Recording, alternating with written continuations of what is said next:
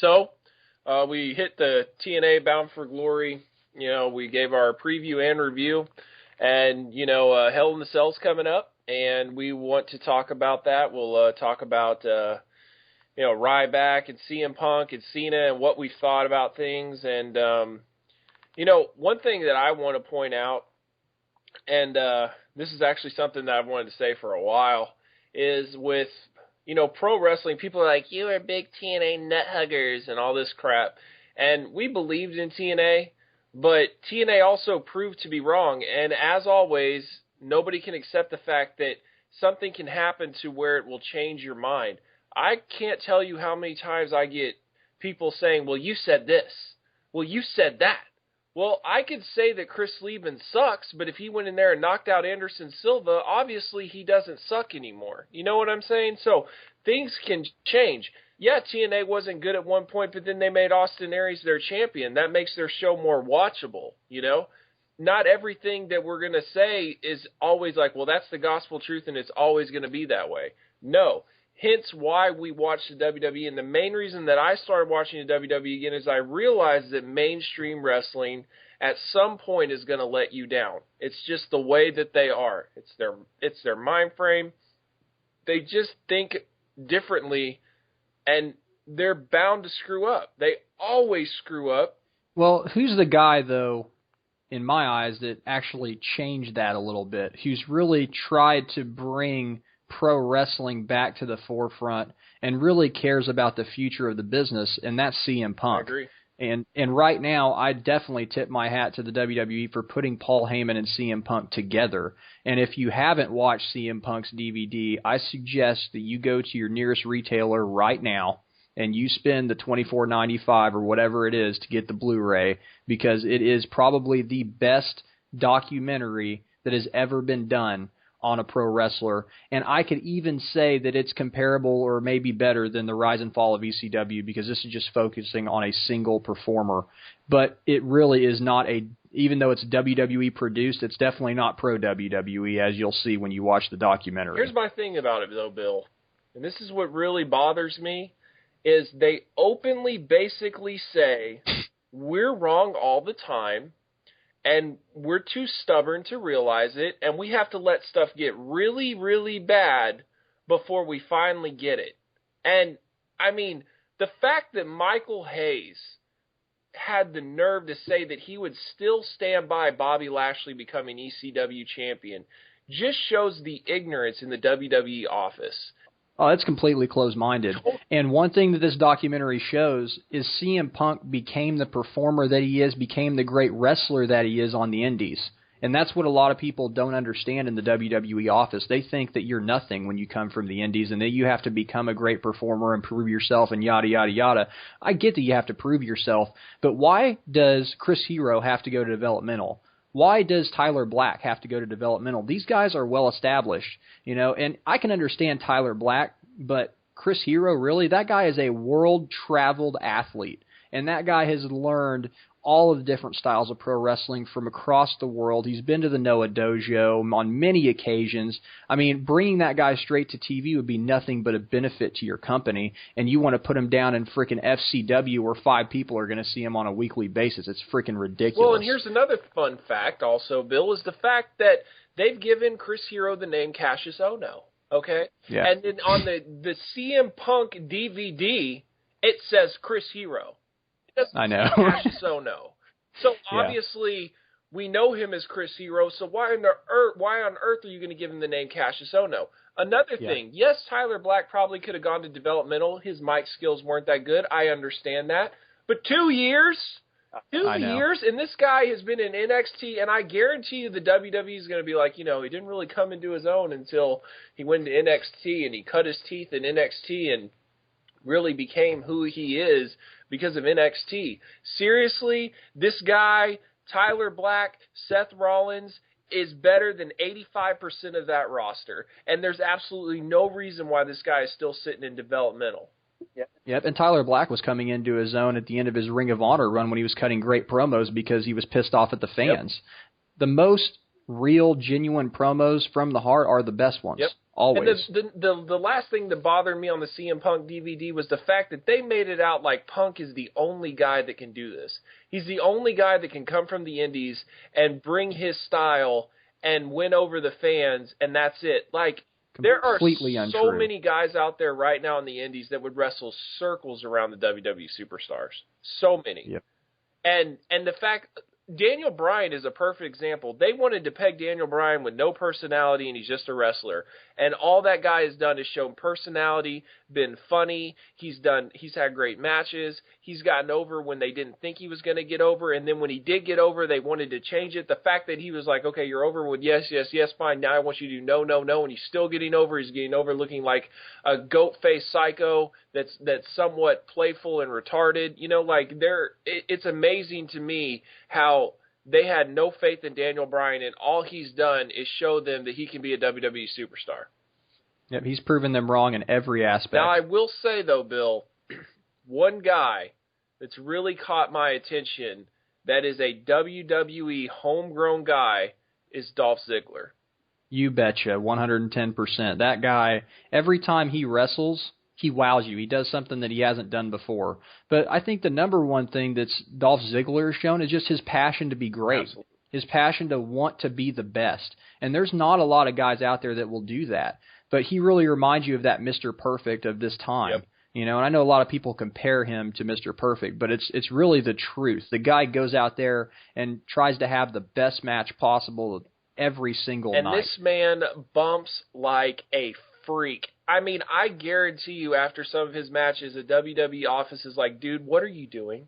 Yep, Shawn Michaels, 1997, all over again. It really again. is. I mean, some of the bumps that these guys take, that he takes, is just insane. I mean, just his match with Daniel Bryan last week, or this week, was when he took the slingshot onto the ring post to the outside. Like, no guy's doing that right now. And then, I mean, that one where he did that drop kick to Brodus Clay and took it right on the back, like took this huge back bump on the ramp on a Raw. I mean, this guy. You know, I still haven't seen that. Raw. I still have not been able to find that on YouTube. Look it up on YouTube. It's insane. Yeah. And I mean, he just has passion. You can tell he's always like, it's my time, and he means it. And hopefully, and the thing is Dolph Ziggler hasn't got over because he's great on the mic. Not that he can't, cut a great promo, but he's gotten over with the things that he's done in the ring. And I think that's one thing that kind of proves, hey, man, pro wrestling is the number one priority. If you're a great wrestler, then everything else will follow. And the fact that this guy was Nikki from the Spirit Squad, that no smart mark or anybody had any respect for. I mean, everybody hated the Spirit Squad. And this guy has hung in there, completely changed his look, busted his butt, and I think he's one of the top guys in the WWE by far. It looks like he might be feuding with Cena. I think that's great. I think he deserves that spotlight. I would love to see Dolph Ziggler with a bigger push. And right now, I mean, I think that when I watch WWE, I look for Daniel Bryan, I look for Dolph Ziggler, I look for CM Punk. Those are the top guys. Do you think he cashes in his Money in the Bank at Hell in a Cell, or do you think he waits? I don't know. It's kind of unpredictable. Like, who's he going to go for? I mean, is he going to go for Sheamus and Big Show's title, or just? And that's a problem. And that's something that Steve Austin brought up and that we've been bringing up for a long time, is that the belts really do need to be unified. I mean, the World Championship on SmackDown could probably mean, it means about as much as the Intercontinental title did back in the 80s. That's pretty much what that belt is. It's a mid-card belt. It really is. Yeah, that's really – and even then, I would probably give the Intercontinental title more credit. I guarantee you if John Cena got traded to SmackDown and got that belt, he would think it's a demotion. No doubt about it. Absolutely. And that just shows that, I really feel like they need to unify the belts. There's no reason why they should have two champions for one company. And they've already pretty much quietly ended the brand extension anyways, so why not? And plus, they just added WWE Main Event to Ion Television, so that just puts SmackDown even more at the back burner because they're putting a lot of big stuff on Main Event right now to try to get ratings and to get people to watch. So have one champion for your company, please. I agree. And, okay, Bill, let's talk about Feed Me More. Ryback. I think this guy sucks. He skipped Sheffield, who was garbage in NXT or Nexus, whatever. He lost all the time, and now all of a sudden we're supposed to believe because he found Rob Van Dam's uni and took a bunch of steroids that he can now become like this unstoppable freight machine. You know, one thing about Bill Goldberg is he wasn't some corny gimmick before. It was just Bill Goldberg from the very beginning. And they just ran with it. They said, you know what, you have somewhat of Stone Cold Steve Austin's look. We'll let you go in there and you can smash guys, and that's whatever. This one, you know, they're like, okay, you completely sucked the first time we put you out there on TV. And so now what we're going to have you do is we're going to have you do limited moves because we know you suck. So at this point, we know you suck, and we're just going to stick you with a couple of power moves. We're going to put you in a Rob Van Dam leotard that he donated a while back because he didn't want it anymore. And then we're going to have you run out there, and we're going to have you just smash a guy. And you're just going to keep doing that, and then you're going to act like you have like 5 brain cells, and you're just going to chant, feed me more, and that's all you can do. What? The thing is, though, it's worked. Okay. It's worked. And I want to talk about that, Bill. Okay, it has worked, and it's worked with the WWE Universe. Well, the WWE has spent over a decade to make the WWE Universe morons. They've tried to completely dumb down the WWE Universe to the point where it has worked. These people that go to these shows now, there is no way that they were hardcore fans back in the day watching this stuff, watching the Attitude Era. And if you are, get out of your mom's basement right now, quit watching wrestling all day long, get a life, and if you actually are a hardcore fan like you say you are, learn the damn business. Learn how to work. Learn how to sell. Learn how to chain wrestle. Learn how to have a great match. These are things that you'll never see Ryback do. So how in the world are you a fan of this doofus? I just think that, you know, I think that the formula works. Okay, the formula works when a guy is rising, kind of like when Goldberg was rising. But when you put him in the main event, I think that's when you run into a problem because then you don't know what to do with him. You don't know how to, you know, finish the match. You don't know how to do a lot of things. And I don't know. I think it's way too soon for Ryback to be in a main event picture. And I think they've really kind of rushed him to this point because John Cena was injured and he was kind of the only replacement that they thought that he could, you know, could fill John Cena's spot. I get what you're saying, but it all boils down to the fact that this guy sucks. So if you're going to push this guy, then at least have him talented. That's why nobody cared when Brock Lesnar was smashing people because they saw the talent in him. And that's right. And when you're limited to 5 moves and short matches, eventually something's got to give. You can't always have these type of matches. And what I don't like is we're forced to watch 6-month push of Ryback, and then when they realize that this guy sucks, he goes all the way down to the bottom of the card, and we were basically tortured through this garbage, you know? Yeah, I think that he's pretty much reached the heights of where he's going to be tomorrow. I don't think he'll be in very many more main events. And I could be wrong. You know, they could use him as the next Batista and put him on SmackDown and put him as the main guy on SmackDown, but he's definitely not going to be hanging with the big dogs on Raw. I just don't see the point in it. And I definitely thought in today's era nobody would buy into Bill Goldberg because, you know, another Bill Goldberg, because the bottom line is, and so many people get on to me about this, Bill Goldberg, yada, yada, yada. I thought Bill Goldberg sucked. I always thought he sucked. Bill, you can attest to that. When I was 14 or something, and we were watching Nitro, and he faced Hogan. And he beat Hogan. I was so pissed. And Bill liked Goldberg. Bill was a babyface mark. If it was a babyface, he liked I loved it. And I was all about the NWO and Hollywood and all that. And the fact that he would just go in there and smash everybody, I hated it. I hated Bill Goldberg. And hey, you were going for Hogan against Sting too at Starrcade. Absolutely was. I absolutely was not. I was a couple of years behind you. I know. I absolutely was. And you know,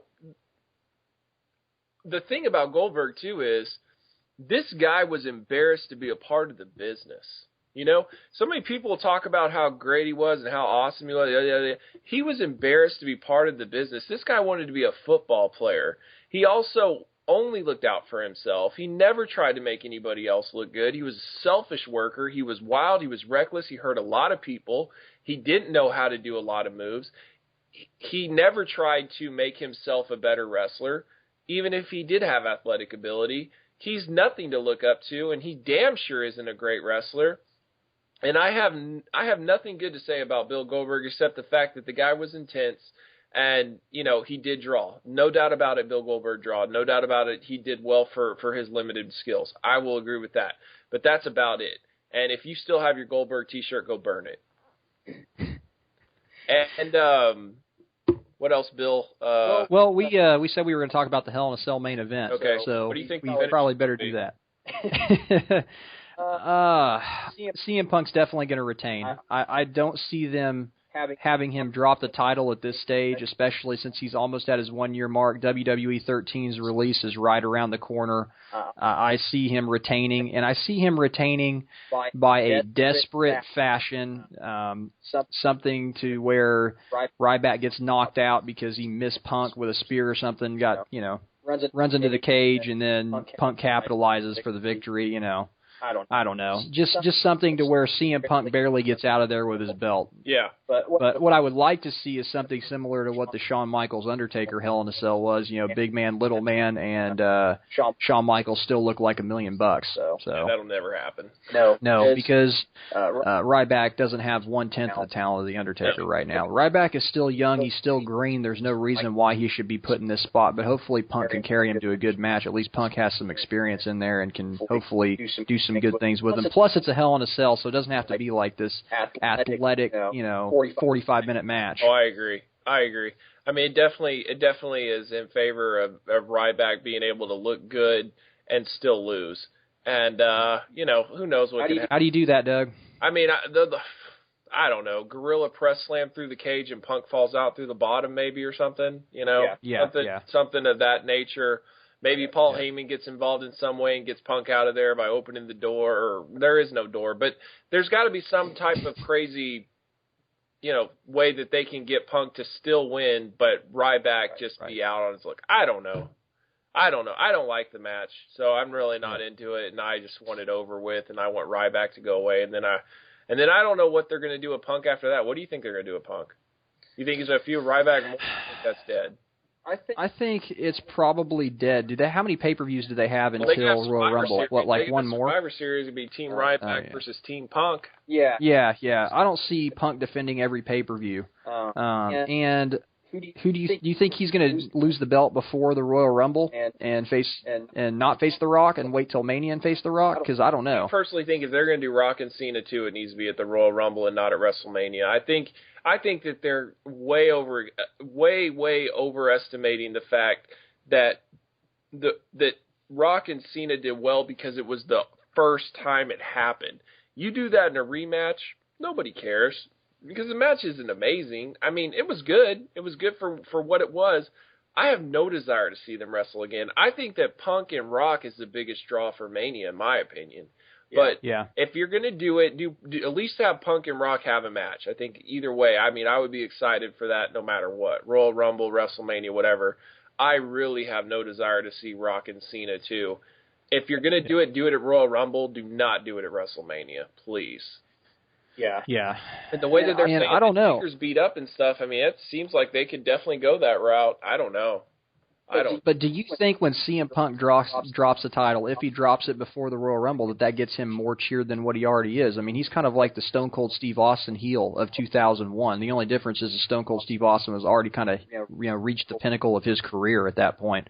CM Punk is just kind of getting there. I think as long as he's a cheered heel. I think as long as Punk is healed, then it's fine. Once you've turned that guy babyface, it's terrible. It's like Cena 2.0. It's horrible. I hate Punk as a babyface. Yeah. So I like his promos, and I like the way he acts in the ring, the way he carries himself. That's perfect. But I just think that people like that.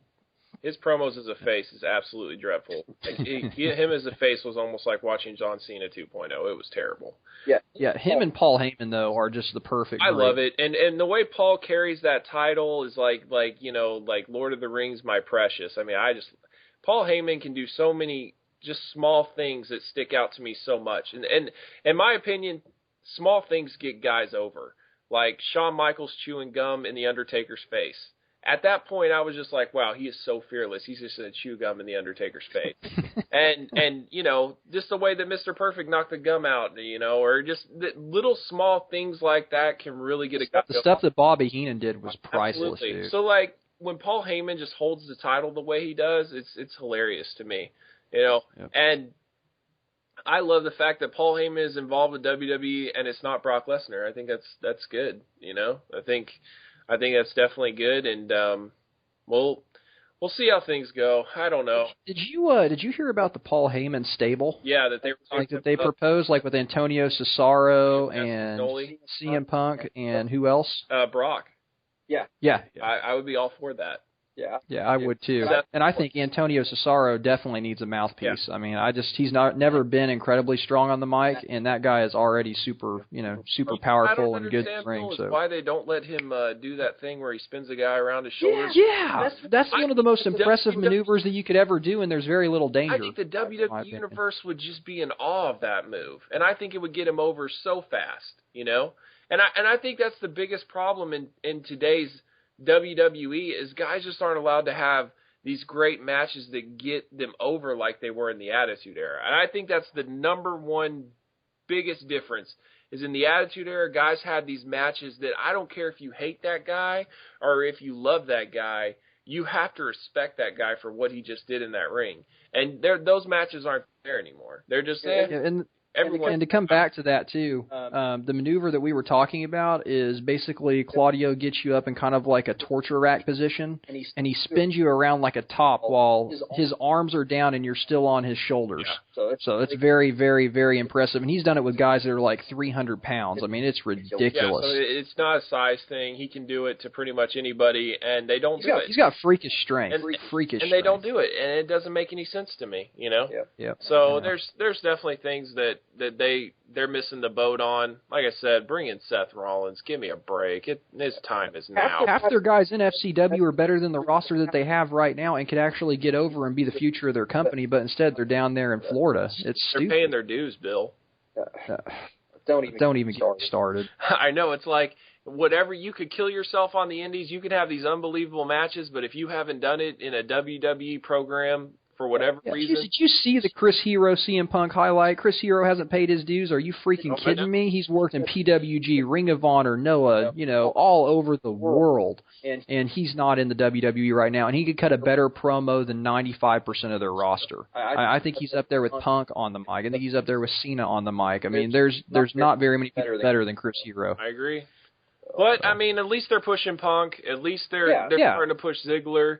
John Cena, he's earned my respect. I think the guy definitely represents everything that people hate about the WWE, and I think no matter what, this guy's not going to get a fair handshake because of what he represents. He represents the PG era like nobody's business, but I'll tell you what, that guy will give it his all. That guy does everything he can for the WWE, so I respect him for that. Doesn't mean I'm always excited to see his matches, but he's earned my respect. Is he in the Stone Cold Steve Austin Rock conversation? Hell no. Hell no. And never will be. But the guy gives it his all. I give him his props. And let's talk about one more thing, Bill. This whole CM Punk Stone Cold Steve Austin promotion for WWE. I was going to bring it up if you weren't. Oh, yeah. My biggest thing is don't start a fire that you can't put out. And what I mean is, don't get us excited about something unless you actually plan on doing it. Because I think 120% that they plan on doing it. I think that the WWE is going to make the most money they've ever made in their life, and I also think that Austin is on board with it, especially if he didn't have the knee surgery. The thing is if they're going to do it, they're going to have to do it at next year's WrestleMania because Austin's not getting any younger, and by then who knows where Punk will be at. But I think if they were going to do it this year, it would have been perfect. That'll be WrestleMania 30, so you would think that that's pretty much perfect. Yeah. WrestleMania 30. And for those of you that haven't seen the video, it's on YouTube. Just type in CM Punk Stone Cold Steve Austin, you'll find it. Yeah, it's awesome. I mean, they definitely hint at it in more than just the video game. I mean, yeah, they're doing promotion for WWE 13, but it's almost like doing promotion for a real match. So it's fantastic. Yeah, and I mean, honestly, I don't really know how that match would go. I mean, I would pretty much think Punk would have to win because he's still with the company, but I think it would definitely be a good match. I think the build-up would be freaking amazing. Yeah. And you can see Stone Cold still has it. He can turn on that Stone Cold character like that, like no problem. So it's definitely something that I'm looking forward to. And I'm looking forward to Punk and Rock. I think that's going to be awesome. So I'll have a real problem with the Rock meets Punk. I don't think he will, but if he does, he does. I don't know. You really think Punk will be okay with that, though? I think Punk would throw the biggest fit. No, Punk is not okay with it. I don't think that he really likes The Rock anyways, so. Yeah, I agree. Because he's coming back, once a year or twice a year, It's not like, he's here more than what he was before, but, I don't think that he's popular, and Punk's eyes is coming back and taking up spots in main events. I agree. So, all right, man, I think that covers it. All right, well, we'll talk more probably after Hell in a Cell and see what's going on in the wrestling world, obviously. We haven't really talked a whole lot about ROH, but we'll get there eventually. Right, and, yeah, for sure, and, that's about it, and y'all take care. Hit us up on Twitter if you have any questions, and we should be back shortly. All right, take care. Later.